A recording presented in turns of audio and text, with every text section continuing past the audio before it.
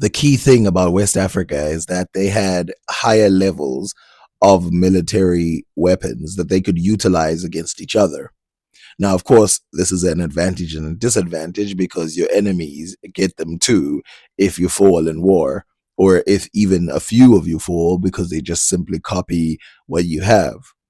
Now, this military weaponry that existed as far as Sudan and in the middle, like Niger, and as far as Senegal through the Mali and the Ghana Empire, which were connected to places as far away as Senegal through a vassalage state called Takrur. Now, Takrur as a state had all the same advantages, except they had something else that a lot of those places didn't have, but Mauritania did, obviously, and that is the ocean. And the ocean has always acted as a barrier of protection against a lot of different types of people. Now, of course, if people come with ships that outnumber yours, you start to freak out. One writer, a European writer, writes that the people of West Africa by the ocean, they were attacked in surprise ways at first, which they did not expect, which is why they lost quickly in the beginning. But as soon as they learned how to fight back from these new tactics, it was over for the people landing on that side, so the Europeans. Now, I will be talking about these later because last time I talked more about the Sudanese armored people, but I want to talk about the militaries related to the Zanj. What is depicted here is a fictional fight between two nations. It's Sri Lanka and a Middle Eastern nation that is trying to fight off the Sri Lankans who are now stationed and later will be stationed in Ceylon in the Zanj regions. So there's a couple stereotypes that pop up when you look into the military of the Zanj. So the first one comes from this very same fictional book, and we will read. Now remember, even though the book is fictional, some of the stuff that they're saying is based on reality. So it says here, of every 100 men, 50 were captured and others were killed, became miserable and dismembered.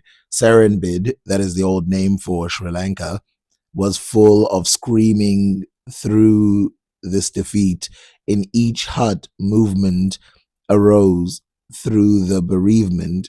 Every member of Bahu's son's clan who was there, he took them and let him move quickly away through the sea. As the world became dangerous for him everywhere, he went to the king of Zengabar to seek protection. The garb of the Zangi consists of two veils. One is around the ears wrapped, and the other around the hips. There are no horses in that country. Nobody knows about riding horses. The armor is a short sword. At the time of the war, fish bones, arrows, and stones. So a part of the Swahili coast that is there and also lives up to these stereotypes is fortification. So let's start with that one. So one of the things that is very typical in the stories is fortification, that some of their buildings were good for hiding.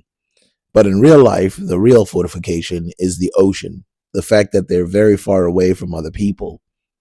But they're not so far away that people cannot contact them. And one of the things that happens is that they utilize these contacts to protect interests in those areas, whether it's the people of Mogadishu, who in several occasions have fought alongside other people in the Swahili coast, which, by the way, the people of Mogadishu are also part of the Swahili archipelago. And even though the story that I told you, like I said again, it's partially mythological or deliberately made in the way that it's made, but the people of Ceylon or the people of Sri Lanka, they come to that area. A lesson learned by Vasco da Gama, if you remember, when he got to the Swahili coast, is that he did not immediately run into warriors who wanted to get rid of him. Instead, they played the long game and were extracting information from him and basically bouncing him from island to island so that he could finally end up in the wrong island and they could take him from there. Now, this gets into my second stereotype about that area. So it's a fortified area to some degree, nowhere near the fortifications you see in West Africa, Sudan, or even Southwest Africa in Angola and those places. But again, it's got a natural fortification. The thing that he realizes is the communication systems. The communication systems are dangerous.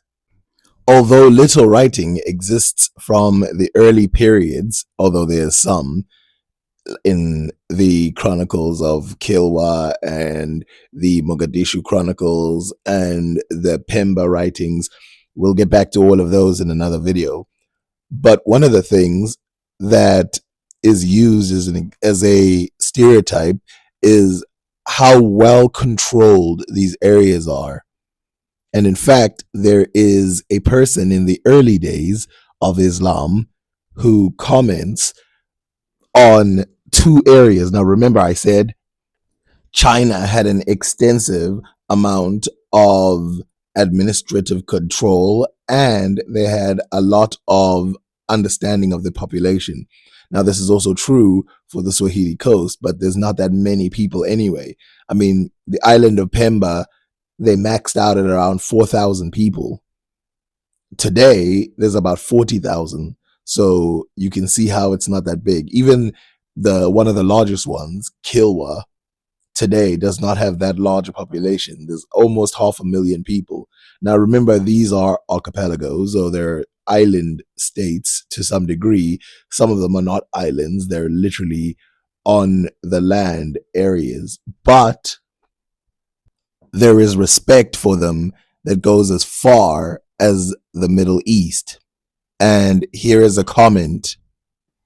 So this is from Abu Muhammad, who is part of the Ghaznavid, and he says this about the Zanj and how he utilized some of the Zanj's tactics as well as everybody else's when it comes to administrative things. So he says, it says, and to his great learning, he relates a story of how he allegedly inquired about administrative practices in all parts of the world, from China to Rum and the land of the Zanj, and then adopted the best of them for use at Bukhara. Furthermore, Gardisi knew Bartini personally, and his chapter on the festivals of Indians is demonstrably based on Birini's India, Gardisi on India. So we're not talking about a piece of land that was thrown to the side as like, oh, that was just a place that things happened. In fact, I can't think of a single war that took place in the Swahili coast that did not involve other people. So in other words, in some cases, right, Al Masudi tells us that the wars fought in the Swahili coast involved people like the people of Yemen. In some cases, it involved the Monomatapa. In some cases, it involved the people of Ceylon, Pakistan. In some cases, it involved people of Sri Lanka. In some cases, it involved all kinds of people, Indians. And one of the final battles that mattered against the Portuguese, it involved the Turks. And remember how quickly they were able to arrange themselves to work with the Turks. They had to pick a side quick, and that's because that's what they've always done. Maximum people that existed in the Swahili coast, if you remove Mogadishu, is about 200,000. That's the maximum amount of people that lived in that area. Now, those people were connected to the heathens as they would call them, the Kafirs, that lived further inland, in which they didn't tell the rest of the world about, including places like Safala, which would act as a place for warriors. Now, these people weren't always just doing it off of the strength. They would pay good money to hire these people to come and help them. In fact, one of the writers does write that the people in Ethiopia could not dominate the Zanj because they've just got such a great number. There's way too many of them. But they can't be talking about the Swahili coast, of course, because the people in the Swahili coast are not in great number. They're not bigger than the population of Ethiopia. What he's talking about is the communications that those people had with the people in those areas that would help them fight wars in order to protect their trade interests. But it's not just that. The people also had another stereotype about the Black Africans at the time. I mean, this was generally about all Black Africans, but the Zanj also personified it. And that is the role of Hassassin, or assassins. This is from a biography, so this is not supposed to be fake. So let's listen to what it says. So Sharia was a guard of the royal son-in-law named Arjang Shah in India. This Arjang Shah had an enemy named Hital Shah. Hital and had killed Arjang Shah's father, but was also a descendant of Maharaja. The story begins when one of the Hital Shah's men named Azazangi sneaks to Sharia's home in the middle of the night to kill him, but is captured by him, as was also the charge in the fortress of Desi, where the Hital treasure was. Arjang Shah makes a deal with him that if he surrenders the Hital treasure, he will not kill him. And after conquering Hital Shah land, he will marry the daughter of Az, and Az joins Arjang Shah under those conditions.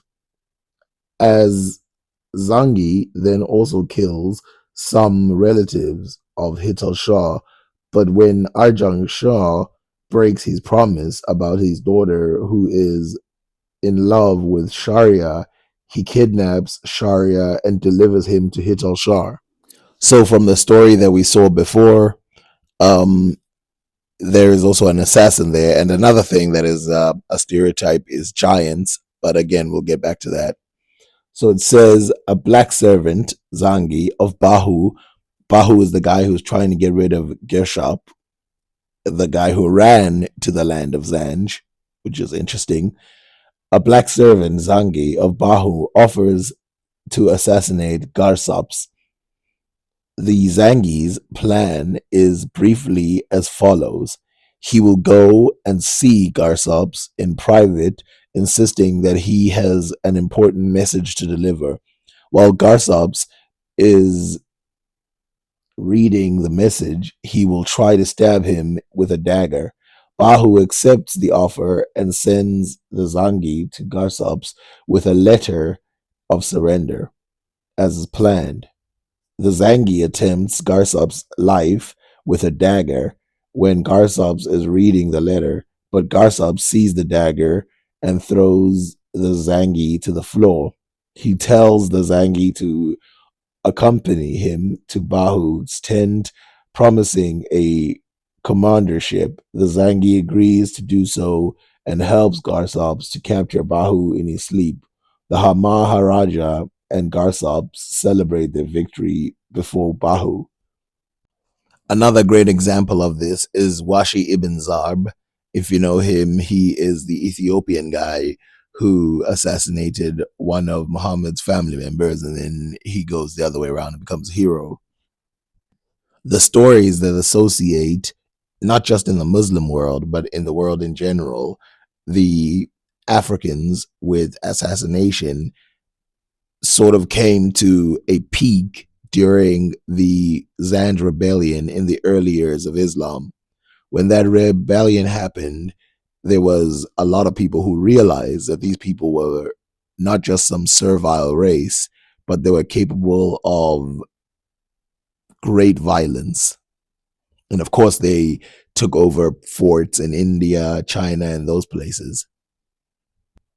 While the Swahili coast that is usually mentioned does include Mozambique, Mozambique is not one of the nations that I am talking about that had small numbers, but it is one of the places that I'm talking about that they could pull from their inner country or from the inner continent.